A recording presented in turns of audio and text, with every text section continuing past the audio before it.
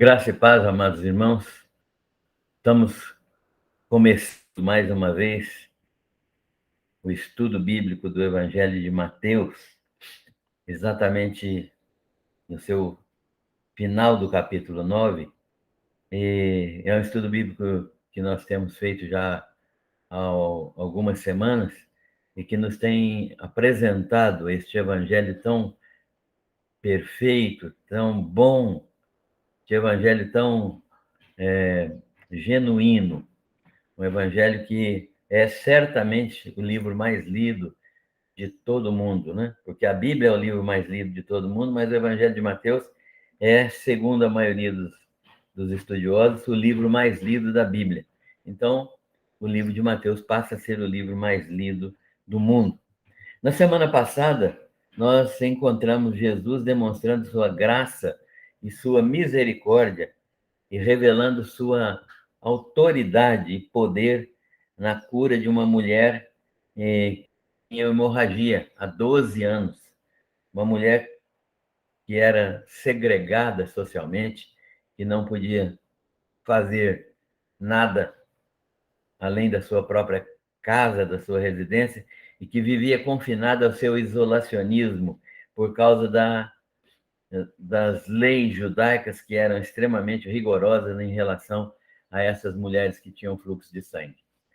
Portanto, nós encontramos Jesus curando essa mulher no caminho em que ele percorria para ir à casa de Jairo, a casa do chefe da sinagoga, cuja filha tinha morrido. Isso nós estudamos no capítulo 9, e hoje nós vamos continuar no capítulo 9, a partir do versículo 27 até o versículo 38. E nós vamos fazer agora a leitura deste texto. Partindo Jesus dali, seguiram-no 2 cegos, clamando: tem compaixão de nós, filho de Davi. Tendo ele entrado em casa, aproximaram-se os cegos. E Jesus lhes perguntou: credes que eu posso fazer isso? Responderam-lhe: sim, Senhor. Então lhes tocou os olhos, dizendo: faça-se a vós conforme a vossa fé. E abriram-se-lhes os olhos. Jesus, porém, os advertiu severamente, dizendo: acautelai-vos de que ninguém o saiba.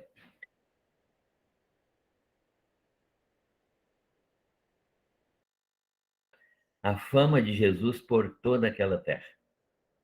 Ao retirarem-se eles, foi-lhe trazido um mudo e endemoninhado. E expelido o demônio, o mudo falou. E as multidões se admiravam, dizendo: jamais se viu tal coisa em Israel. Mas os fariseus murmuravam: pelo maioral dos demônios é que expele os demônios. E percorria Jesus todas as cidades e povoados, ensinando nas sinagogas, pregando o evangelho do reino e curando toda sorte de doenças e enfermidades. Vendo ele as multidões, compadeceu-se delas, porque estavam aflitas e exaustas, como ovelhas que não têm pastor. E então se dirigiu a seus discípulos: a seara, na verdade, é grande, mas os trabalhadores são poucos. Rogai, pois, ao Senhor da seara que mande trabalhadores para a sua seara. Temos lido os versículos 27 a 38 do capítulo 9 de Mateus. Vamos orar neste momento. Senhor, mais uma vez nós nos deparamos com a tua preciosa palavra. E nós queremos ser conhecedores dela, ser edificados por ela, ser praticantes dela, para viver uma vida agradável ao Senhor. Dá-nos conhecimento da tua palavra, sabedoria para entendermos a sua palavra e disposição para mudarmos tudo aquilo que a tua palavra orienta a mudarmos. Nós te agradecemos por tudo, oramos pedindo as bênçãos do Senhor sobre todos que participam. Em nome do Senhor Jesus. Amém. Então, o Senhor Jesus estava terminando esta ação de curar, de restaurar a vida. E ele estava, então, se dirigindo para a sua casa. Mas a multidão, a sua casa era em Cafarnaum, mas a multidão o seguia. E ele estava na cidade de Cafarnaum e a cidade estava cheia de pessoas que seguiam Jesus, querendo ser curadas de todos os males. Mateus descreve estes atos de Jesus para revelar aos seus leitores quem é Jesus. A preocupação de Mateus é não demonstrar apenas que Jesus cura, mas demonstrar por meio das curas que Jesus faz que ele é o Messias prometido nas Escrituras, que ele é o filho de Davi, o rei de Israel. Portanto, o objetivo de Mateus, ao sinalizar essas proezas que Jesus realizava, ao fazer ressurreição de mortos, expulsão de demônios, cura de paralíticos, cura de cegos, domínio sobre a natureza, andando sobre o mar, acalmando a tempestade, tudo isso, Mateus está mostrando que Jesus não é um mero curador, nem um mero fazedor de milagres, mas ele é o Messias que veio para Israel e que é o Messias de Deus, o ungido do Senhor, que veio para salvar o seu povo dos seus pecados. Portanto, Mateus está preocupado com esta demonstração de divindade de Jesus. Jesus está nesta circunstância agora, na frente de dois cegos. É exatamente isso que Jesus, partindo da casa de Jairo, ouve de dois cegos, né? Mateus apresenta Jesus como filho de Deus, o filho de Davi, e é exatamente isso que Mateus ouve, os dois cegos, e registra o que os dois cegos disseram para Jesus, né? Eles disseram: Senhor, filho de Davi, tem compaixão de nós. Tem compaixão de nós, filho de Davi. Aqueles cegos demonstravam uma compreensão que a maioria dos religiosos judaicos não compreendeu. A maioria dos religiosos judaicos não entendeu de modo algum que Jesus, ou não quiseram entender que Jesus era o filho de Davi, o ungido rei de Israel, o Senhor que veio para dar vida àqueles que eram pecadores e estavam arrependidos dos seus pecados. Os cegos enxergavam muito mais do que a multidão e as autoridades judaicas, né? Eles pediram a Jesus invocando o nome de filho de Davi. Essa é uma expressão que, quando é usada por alguém judeu, demonstra claramente que eles reconhecem a messianidade daquela pessoa. E Jesus, então, foi reconhecido como Messias por estes cegos de nascença, que estão, não sabemos ao certo se eram de nascença, possivelmente sim, e que estão mendigando à beira do caminho. É exatamente isso que Jesus ouve dos cegos. Os cegos entraram após Jesus em sua casa e Jesus lhes perguntou se eles criam no seu poder de curá-los. Ora, quando os cegos disseram Jesus, filho de Davi, eles já estavam demonstrando que acreditavam que Jesus era realmente o filho de Davi, que era o Deus encarnado, que era divino na sua origem. Mas Jesus lhes pergunta se vocês creem verdadeiramente que eu sou o filho de Deus, que eu sou o filho de Davi. Essa expressão da boca de vocês corresponde à verdade absoluta? Vocês creem nisso? Então, os cegos responderam: sim, Senhor. E agora, novamente, eles dão mais uma prova de que creem que Jesus Cristo é filho de Deus, quando dizem Senhor. Nenhum judeu chamava de Senhor a quem quer que seja, porque Senhor era uma palavra reservada exclusivamente para Deus, exclusivamente para a divindade. Então, agora, os cegos estão dando uma demonstração de que eles creem verdadeiramente em Jesus como o Messias de Israel e como Senhor Deus eterno, Criador dos céus e da terra. Como a expressão Senhor demonstraram com essa expressão que eles criam que Jesus era o Messias, o Filho de Deus, o Salvador dos pecadores. Jesus concedeu-lhes o pedido e, tocando-lhes os olhos, os curou, dizendo: faça-se conforme a vontade de vocês, né? Faça-se conforme a vontade de vocês. E eles foram curados. Jesus dá mais uma demonstração de compaixão aqui, não só curando, mas tocando. Os cegos também eram considerados imundos porque eram doentes. E tocar neles causava pureza cerimonial. As pessoas que tocavam um cego, um doente, uma mulher com fluxo de sangue, ficavam imundas. Elas não podiam participar de nenhum ato religioso e não podiam tocar em nenhuma outra pessoa, porque elas ficavam imundas e poderiam tornar outras pessoas imundas.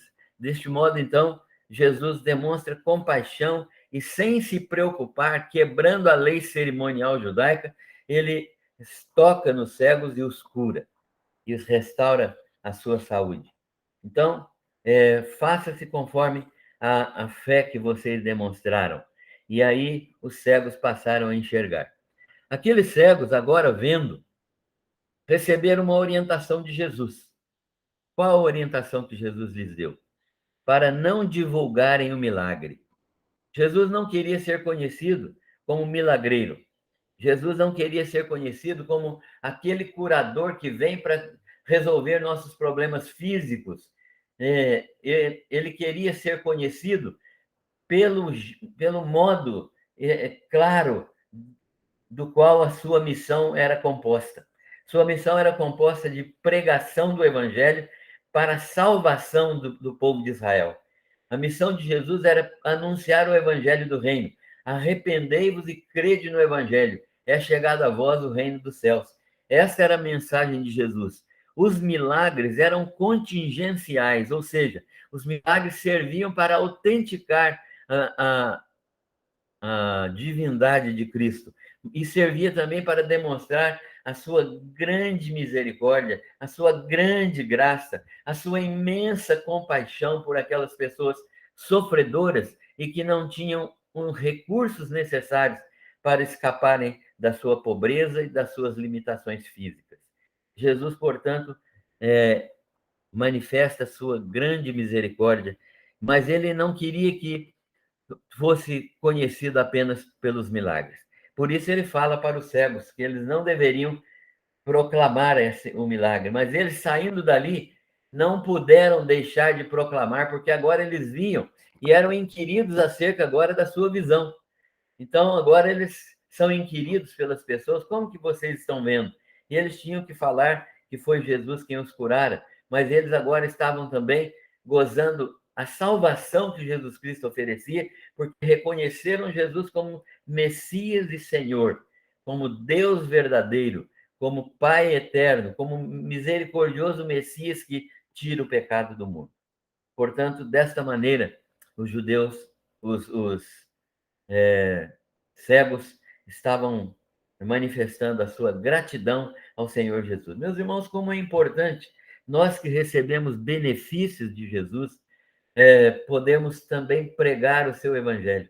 Não apenas que ele faz operações na nossa vida, que ele cura, que ele restaura, que ele abençoa, nós temos experimentado isso na nossa própria vida, na vida de outras pessoas, mas que ele é o genuíno Senhor e Salvador, que além de curar fisicamente, nós vamos morrer de qualquer modo, mesmo curados por Jesus, vai chegar um momento em que ele não vai nos curar, porque a morte é inexorável, mas a salvação, que é muito melhor e muito mais milagrosa do que o perdão, do que a cura de pecados, a cura de doenças.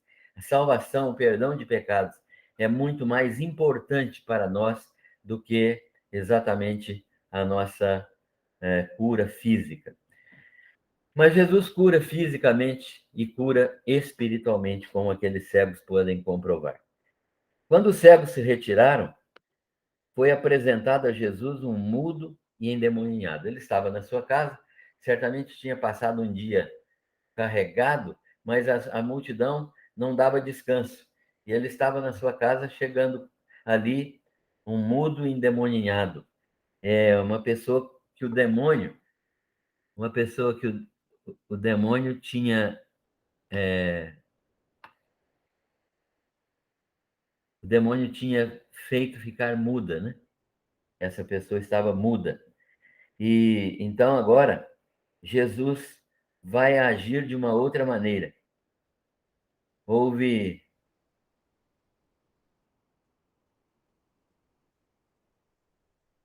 ali uma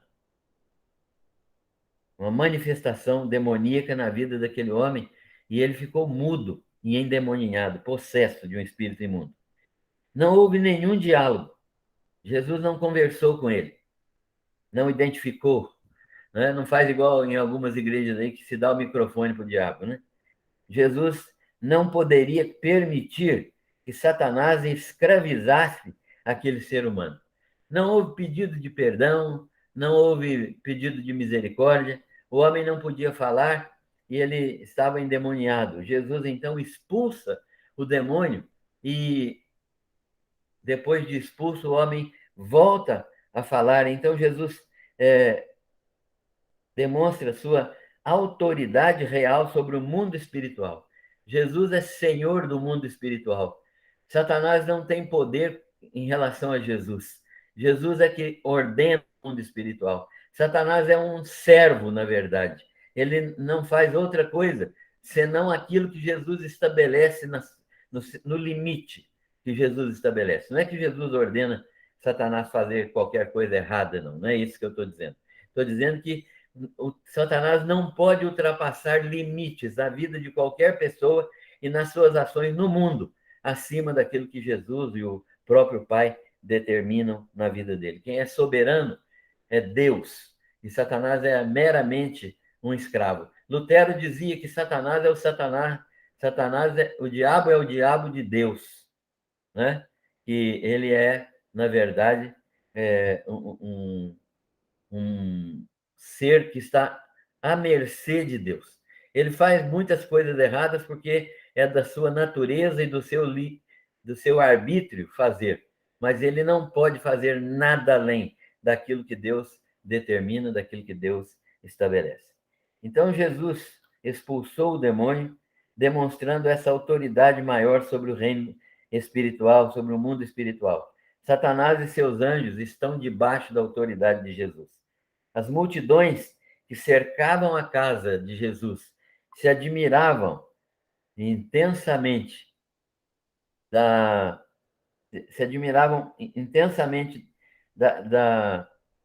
do poder, da autoridade de Jesus e admiravam dos seus sinais que jamais tinham sido vistos em Israel. Mas sempre há uma reação negativa, né? E nós vamos ver agora que os fariseus reagem. E eles estão com inveja, porque eles não podem fazer esses sinais. Eles são religiosos, mas são apenas religiosos, eles não têm vida espiritual. Eles são praticantes de que uma lei circunstancial, é uma lei apenas cerimonial, é uma lei apenas exterior, que não representa o coração convertido. É nessa circunstância que Jesus fala com eles. E eles demonstram a sua incredulidade. O que é a incredulidade? O coração rebelde e endurecido dos fariseus, que é um povo que, conforme Jesus disse, um povo que honra com os lábios, mas o coração está longe de Deus. Um povo que aparentemente é religioso, mas é só religioso, não tem vida espiritual abundante. Portanto, a reação dos fariseus é uma reação de incredulidade. E eles resistem ao Espírito Santo. Eles disseram, ele expulsa os demônios pelo príncipe dos demônios, ou seja, quem está fazendo a obra dele de expulsar demônios é o próprio Satanás. Ele é somente um servo de Satanás. É isso que eles estão dizendo de Jesus, atribuindo a Satanás uma ação produzida pelo poder de Deus. Então, numa outra ocasião, eles repetiram o ato, apresentando-se como críticos de Jesus e atribuindo ao diabo o poder do Espírito Santo, cometendo o pecado da blasfêmia. Jesus então fala com eles que aquela blasfêmia poderia ser perdoada quando fosse feita em direção ao Pai e em direção ao Filho, mas nunca em relação ao Espírito Santo. Então, nós encontramos Jesus corrigindo essa blasfêmia dos fariseus. A blasfêmia é resultado do endurecimento progressivo do coração, que se torna resistente à ação do Espírito Santo. À medida que o coração vai se endurecendo, a conversão vai ficando cada vez mais difícil, e quanto mais a pessoa se expõe à palavra de Deus com o coração endurecido, mais endurecido esse coração fica, a ponto de essa pessoa não poder mais se converter. Então, essa ação do Espírito Santo, que Jesus afirmou ser um pecado sem perdão por causa da incredulidade, é uma ação que os fariseus demonstraram sobre Jesus. Jesus dá continuidade ao seu ministério. Ele percorre todas as cidades e povoados pregando o evangelho. Aqui, nós estamos há mais ou menos 1 ano e meio já do ministério de Jesus Cristo. Ele está pregando com seus discípulos. Ele ainda nem escolheu os apóstolos. Ele tem discípulos, vários discípulos, mais de 70, mais de 100 talvez, mas esses discípulos andam com ele. Mas a escolha ainda vai acontecer futuramente. Na semana que vem, se Deus permitir, nós estaremos estudando a escolha destes apóstolos, né, dos 12. Mas Jesus está ensinando nas sinagogas. Ele vai de cidade em cidade, andando especialmente na Galileia. Esse ministério de Jesus aqui é todo na Galileia. A Galileia, que era uma porção de terra próximo ao mar da Galileia, né? Ao lago que o Rio Jordão forma. O Rio Jordão forma esse lago que é chamado de Mar da Galileia. E em torno desse Mar da Galileia existiam pelo menos 10 cidades ali, e Jesus percorria. Tinham muito mais, mas próximas ao mar, apenas essas 10, né? É a região chamada de Decápolis. Portanto, Jesus está pregando ali, ensinando nas sinagogas. Por quê? Porque ele veio para pregar o evangelho especialmente para o seu povo. Por isso João diz, veio para o que era seu, o seu povo, mas os seus não receberam. Jesus pregava o quê? O evangelho do Senhor Jesus Cristo era o evangelho do reino. O evangelho do reino. Qual é o evangelho do reino? O rei já chegou. O rei já está aqui, né? O rei sou eu. O reino está aqui representado por mim. O rei já chegou, o reino está aqui representado por mim. O reino é espiritual. Eu preciso apresentar a vocês um reino que não é físico. Vai haver um reino físico? Vai. Mas agora, o reino que eu estou apresentando é um reino espiritual. O reino físico era uma indagação de todos os fariseus e de todos os judeus, de um modo geral. Até mesmo os discípulos indagaram de Jesus sobre o reino. Quando ele ressuscitou, quando ele estava pronto para ser assunto aos céus, ser levantado para os céus, os discípulos perguntaram, restaurarás tu neste tempo ao reino? E ele então disse, não vos pertence saber as estações próprias que o Pai escolheu pelo seu próprio beneplácito, pela sua própria boa vontade, pelo seu próprio planejamento. Então, vocês devem apenas pregar o evangelho. Mas vai haver um reino que Jesus vai reinar, isso vai. Só que nesta etapa aqui, o reino era e é absolutamente espiritual. Então, Jesus estava pregando o arrependimento. Irmãos, como é importante, não se prega mais arrependimento nas nossas igrejas. Infelizmente, nossas igrejas estão pregando um evangelho aculturado, uma cultura cristã, em que as pessoas vêm para a igreja e não precisam mudar nada. Elas não se arrependem, não confessam seus pecados, não mudam de vida, passam a frequentar a igreja apenas, são evangélicos, cantam música gospel, mas não são verdadeiramente crentes. Isso é o que está faltando no evangelho de hoje, que Jesus pregava. Arrependimento, e que é fundamental para a vida cristã. E então, Jesus está pregando e ele vê as ovelhas exaustas, cansadas, como ovelhas que não têm pastor. Por quê? Porque os pastores que deveriam pastoreá-las, os religiosos, judeus que deveriam pastoreá-las não pastoreavam. Então havia uma constatação de que as autoridades religiosas não estavam cumprindo o seu papel.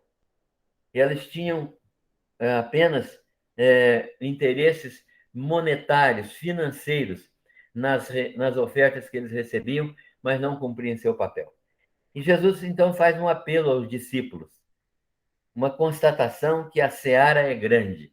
Jesus olha para aquela multidão cheia de angústia, cheia de tristeza, cheia de dor e sem pastor. Ele olha com compaixão e fala com os discípulos, né? A seara é grande, mas os trabalhadores são poucos.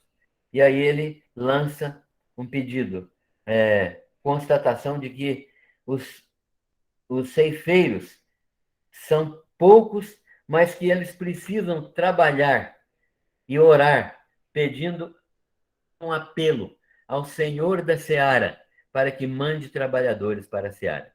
Jesus está falando das ovelhas perdidas da casa de Israel. Primeiro, Jesus veio para Israel. Nós não podemos nos esquecer disso. Depois, misericordiosamente, após a rejeição de Israel, Israel rejeita Jesus, então há uma expansão do ministério de Jesus para os gentios, né? Há uma ampliação do ministério para que todas as bênçãos de Abraão sejam cumpridas na vida daqueles que, pela fé, creem como crente Abraão.